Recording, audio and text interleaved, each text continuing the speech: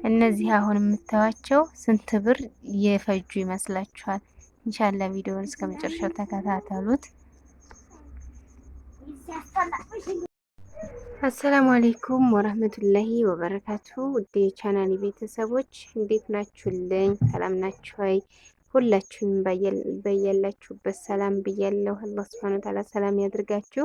ኢንሻአላህ ዛሬ ይዤላችሁ የመጣሁት እንዴት አድርጌ እንደማዘጋጅ ምንድን ነው የሚባለው የገብስ ዱቄት ለሙቅ የሚሆን እንግዲህ በሀገራችን እኛ ሙቅ ነው የምንለው። ሁሉም በሀገሩ እንግዲህ ያባባሉ ሊለያይ ይችላል። እኔ በአካባቢም ሆነ በሀገር እስካሁን የማውቀው እንደዚህ ነው እና ለሙቅ የሚሆን የገብስ ዱቄት ላዘጋጅ ነው።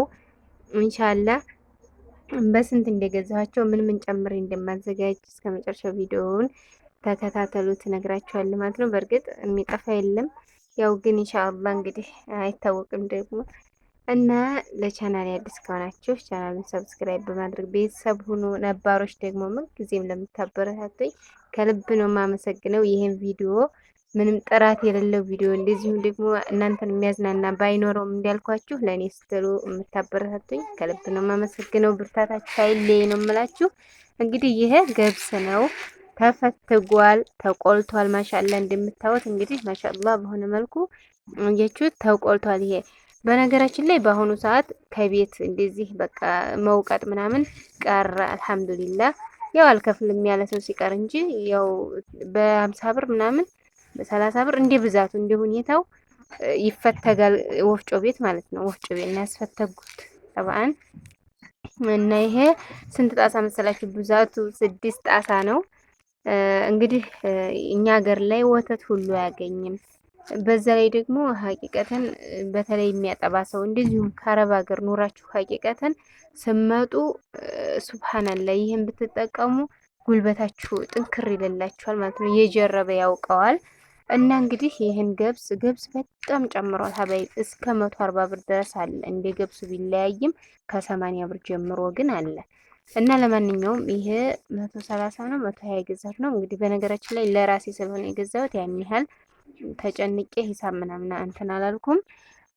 እንግዲህ ይህን ገብስ ተቆልቶ ተፈትጎ የምታዩት ነው። 6 ጣሳ ነው። በነገራችን ላይ ገብስ ማለት ነው ዛለው አሁን ዲፍኑ ብዙ ነበረ፣ ግን ሲፈተግ የሚወጣው ጉድ ሱብሃንአላህ በጣም ብዙ ነው ገለባው የሚወጣው እና ሲፈጭ ትንሽ ይሆናል። እኔ ሀቂቃ ገብስ ዱቄት ገብስ እንደዚህ ያዘጋጅልኝ ሲሉኝ እሰጋለሁ። ያኔ ሱብሃንአላህ ዱቄቱ ትንሽ ሲል ቀልብ ፍርት ያደርጋል እና ይህንን ይመስላል። ያው መልሶ ሲቆላ ደግሞ ይነፋል። ሲፈጭ እንደገና ዱቄቱ አነስ ይላል እና ያው ግን ያኔ ዱቄቱን አሁን እንደዚህ በችርችር ከሚገዛ ደህና ነው። ስራውን ቢያለፋ በቤት መዘጋጀቱ ያው ማሻአላህ ታማኝ የሚያዘጋጁ ሞልተዋል። ያኔ ገበያ ላይ ዱቄቱም ሁሉም አይደለም ገበያ ላይ ያለ እንትን ነው አይባልም።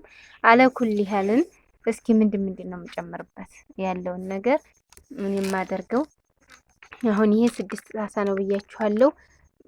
ገብስ እንግዲህ ከ80 ብር እስከ 140 ብር ባለው አለ። ይሄ የ130 ብር ወይም የ120 ነው። ዞሮ እንደዚህ ነው የተገዛው። ወረቀት ካየሁ ነው የማውቀው እኔ ማለት ነው። እና ይሄን ይመስላል። ተቆልቶ አላያችሁት? ማሻአላህ ይሄ ሲቆረጥሙት በጣም ነው የሚጥመው። ከዛ ምን እንደገዛው እስኪ ይዩልኝ፣ በስንት እንደገዛቸው። እነዚህ አሁን የምታዋቸው ስንት ብር የፈጁ ይመስላችኋል? እና እነዚህን አሁን ለነዚህ ብቻ ትሪው ላይ ለምታያቸው ብቻ 620 ብር 700 ብር ሰጠዋት።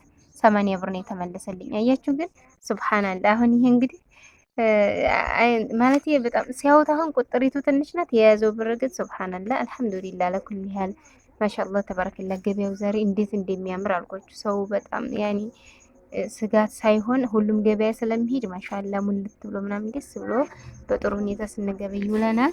ለማንኛውም ወደ ዋጋው እንሂድና ይሄ ምንድነው? አጃ ነው። ይሄ አጃ ነው። አንድ ጣሳ ዲፍን አጃ ለሾርባ ስንገዛ የተከካውን ቢሆን አሪፍ ነው። ይሄ ግን ለሚፈጭ ስለሆነ ዲፍኑ ነው። ይሄ ስንት ብር መሰላችሁ? አንድ ጣሳ 350 ብር። እኔ ግን ምን ጊዜም ለትእዛዝ ይሁን ለምንም ይሁን እዚህ ቦታ ላይ ነው የምገዛው። ጥራቱ ቆንጆ ነው። 10 ብር ነቅሳልኝ ያለኝ። ያው ይሄን ቢሆን አንድ ሰው እንግዲህ በረካቱን ነው የሚባለው አይደል? እና ይሄን በ340 ሂሳብ ገዝቻለሁ። ሁሏንም ዝርዝሯን ለማወቅ እንዳልኳችሁ ትንሽ አይምሮዬ የመርሳት ችግር አለብኝ። ያው ብዙ እቃ ስለምገዛ የሰው ገበያ ስለምገብይ ነው። ይሄ በሙሉ የፈጀው 620 ብር ነው ብያችኋለሁ። ከ720 ብር የተመለሰ ነው። ይሄ ምንድነው? ዘንጋዲያ ነው። አያችሁ፣ ላስታውሳችሁ እስኪ። ይሄ ዘንጋዲያ ነው። ማሻአላህ ቆንጆ ናት። ልቅምቅም ብላ ከዚህች ሱፍ ናት። የሆነ ይጣፍጣል፣ እንዲጥም ነው የሚያደርገው።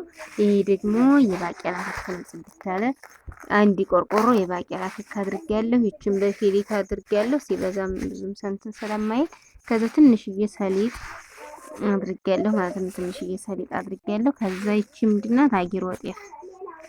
ይቺ አጊሮ ጤፍ ነው። ቀይ ጤፍ ማለት ነው። እኛ ነን አጊሮ የምንለው፣ በከተማው ምናምን ቀይ ጤፍ ነው የሚሉት። ዝሮን ባደኩበት ቋንቋ ነው እላችኋለሁ። ግን ቪዲዮ ስለቀረብኩ ነው መሰለኝ። ይሄ አጊሮ ጤፍ ነው። እና ለማንኛውም አሁን ይሄ እንዴት ነው የማደርገው? ይሄ ተቆልቶ ተጨርሷል። ሁሏንም ሁሏም ማንኛውም ነገር ሲሞቅ ነው የሚጣፍጠው። ይሄ አሁን ይሞቃል። በቃ በብረገልም ሆነ በምጣድ ይሞቃል። ሞቅ ሞቅ ይላል። ሁሏም ትሞቃለች። ከዛ መጀመሪያ ከመሞቁ በፊት ግን ሁሉም የሚጠፋ የለም፣ ይለቃቀማል። ጥቅምቅም ይላል። ድንጋይ ካለው ምን ካለው ይለቃቀማል። አንዳንድ ድንጋይ ነገር አይጠፋውም። መጀመሪያ ይለቃቀምና ይሄ እንኳን አይኖረውም። ለማንኛውም ይሰለላል።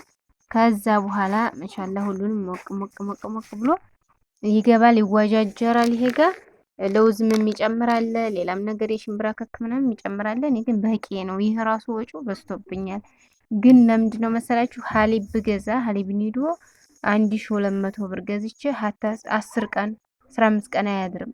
በዛ ላይ ደግሞ ያኔ ይሄን ግን ካደረኩ ኢንሻአላህ ለብዙ ወራት መጠቀም እችላለሁ፣ ለልጅም ለኔም።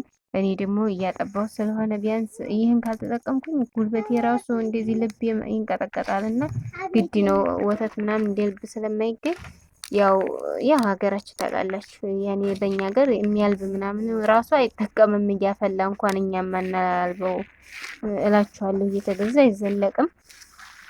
ይሄን ይመስላል። ግን የምነግራችሁ ነገር ሁላችሁም ከውጭ ስትመጡ እማትወድ ብዙ ጊዜ አንወድም ነው የምትሉ ዲፈሩ እንዲሁ በጣም ምርጥ ነው። ሀታ በቃ ትኩስ ትኩስ እንደዚህ ከጠጣችሁ እኔ ስለጀረብኩ ነው የራሴ ችግሬን መፍትሄ ስላገኘሁበት ነው። እና ብትሞክሩት የበለጠ ነገር ነው። ሀቂቀተን ሴቶች ስንባል ብዙ ነገር ክፍተት አለብን እና ለእናንተ ወላሂ ጉልበት ያለቀ ጉልበት ይጠገናል። በዚህ በአላህ ፍቃድ አላህ ነው ይሄንን የሚፈጠረልን እና ኢንሻአላህ ሞክሩት። ሁላችሁም ስመጡ ከሀገር ከሱ እንኳን ያው በሁላችሁም አታገኙም። ስመጡ ግን ኢንሻአላህ በቤታችሁ እንደዚህ ዝግጅት አድርጋችሁ በትንሹ ባይበዛም ካላስ ምን ጊዜ ማታ ማታ ሞክሩት ማለት ነው። ከመተኛታችሁ በፊት አንዳንድ እኮ በደንብ ፈልቶ ብትጠጡ በአላህ ፍቃድ ወላሂ ለውጥ ታገኛላችሁ ማለት ነው። እና ይሄ አሪፍ ነው። አላህ ድፍረቱን ይስጠን። ይሄ እንትን የሚያስጠይ ምናምን አይደል። ለውዙን የተውኩት ደግሞ ጨጓራዬ ምናምን ስለማይስማማኝ ነው ለውዙን የተውኩት እንጂ ለውዝ ሲጨመርበት በጣም ይጥማል። እና ይሄን ይመስላል እንግዲህ የዛሬው ቪዲዮ። አበረታቱኝ ሀባይ ኢንሻአላህ ባለ ፍቃድ ነገም ነገ ወዲያም ኢንሻአላህ ገበያ ማሳያችሁ ነው የሚሆነው። አበረታቱኝ፣ አብሽሩልኝ። አሰላሙ አለይኩም ወራህመቱላሂ ወበረካቱ።